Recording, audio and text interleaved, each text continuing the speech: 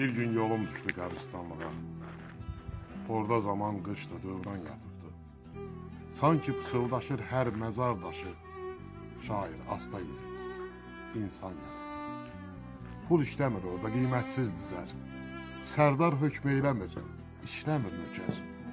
Nə zəhmət var orada, nə alında tər. Ağadan yuxarıda çoban yatırdı. Ağadan yuxarıda çoban yatırdı.